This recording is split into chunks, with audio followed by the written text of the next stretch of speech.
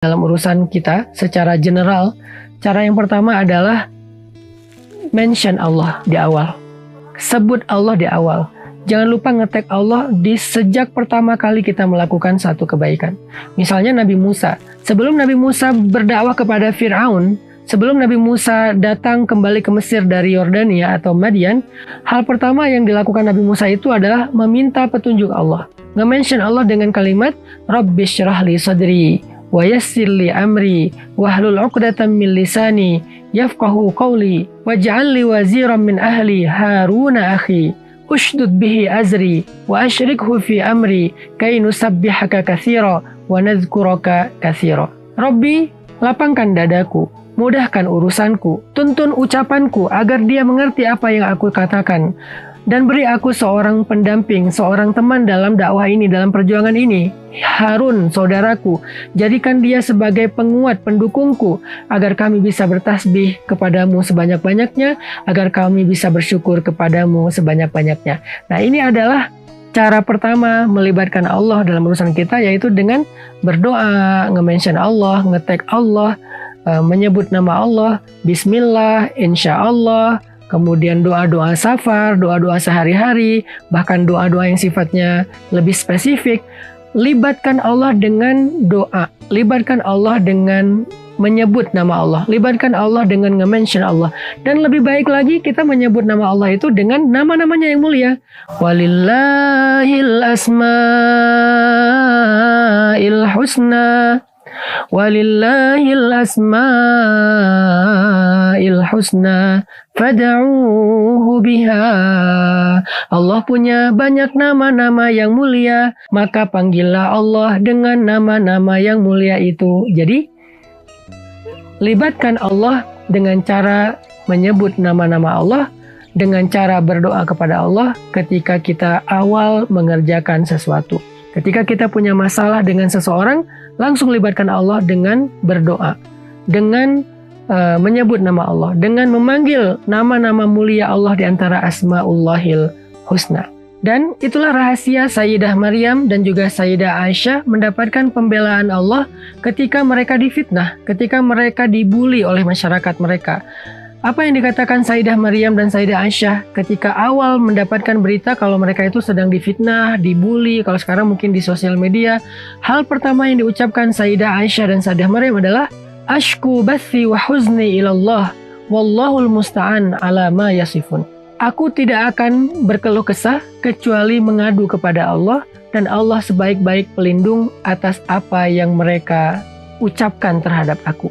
Nah, ketika Sayyidah Aisyah dan Sayyidah Maryam melibatkan Allah dengan lisan, dengan ucapan-ucapan doa, menyebut nama Allah, memanggil Allah, itu Allah langsung terlibat. Sehingga ketika Allah terlibat, terjadilah keajaiban. Apa keajaibannya? Sayyidah Maryam langsung mendapatkan keajaiban, tiba-tiba bayinya bisa bicara dan membela ibunya. Gak ada satupun yang bisa menolak berita dari bayi tersebut. Akhirnya bersihlah nama Sayyidah Maryam. Sedangkan Sayyidah Aisyah mendapatkan keajaiban, tiba-tiba turun ayat di surat An-Nur khusus dari Allah untuk membela Sayyidah Aisyah. Jadi kalau kita pengen dapetin keajaiban jalan keluar dalam masalah kita, ya sebut nama Allah.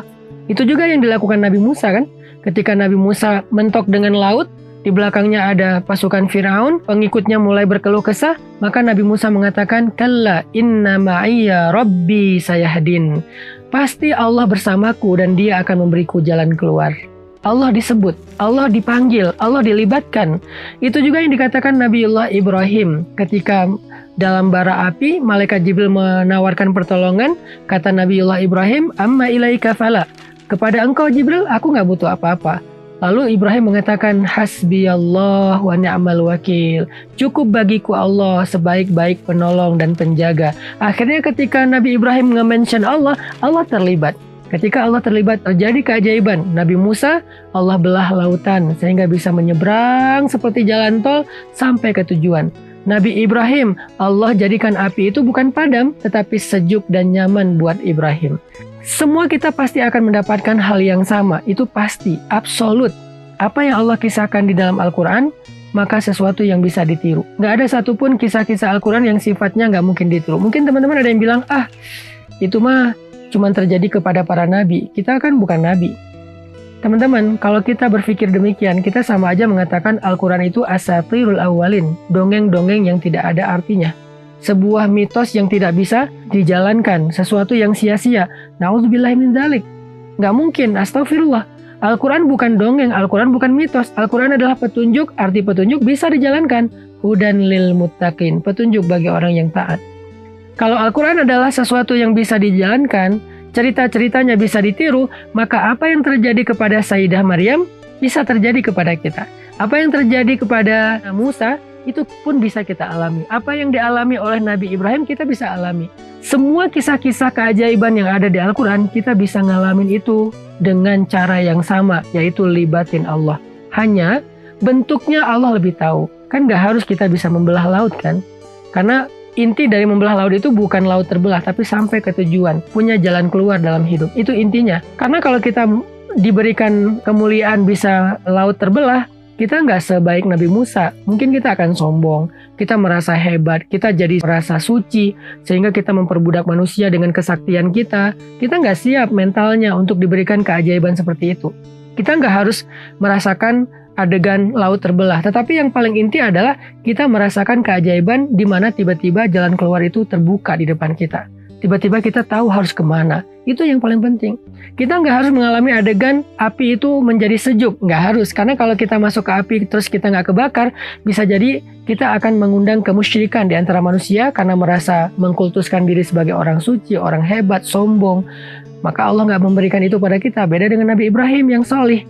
Maka yang paling inti dari api itu sejuk adalah kita terhindar dari berbagai macam kejahatan, keburukan, malapetaka, walaupun kita ada di tengah-tengah ancaman tersebut karena Allah membela kita. Gitu juga yang dialami oleh Sayyidah Maryam. Gak harus bayi kita bisa ngomong, tetapi tiba-tiba Allah bisa menjadikan banyak orang membela kita. Bukan hanya bayi yang bisa ngomong, tiba-tiba ada teman membelain kita, netizen bela kita, orang soleh bela kita, orang yang bahkan kita gak kenal tiba-tiba belain kita. Semua itu mudah bagi Allah. Sebagaimana juga mudah bagi Allah untuk menunjukkannya kepada Sayyidah Maryam dan lain-lainnya. Jadi, cara pertama untuk libatin Allah, mention Allah, sebut nama Allah, panggil Allah, hafal Asmaul Husna, fahami maknanya, lalu panggil nama-nama itu sesuai dengan masalah kita. Insya Allah, tips berikutnya akan kita share pada episode yang lain dalam program Libatin Allah. Yuk kita libatin Allah dalam hidup kita biar semuanya menjadi mudah dan gak ada kesulitan setelah Allah terlibat dalam masalah kita.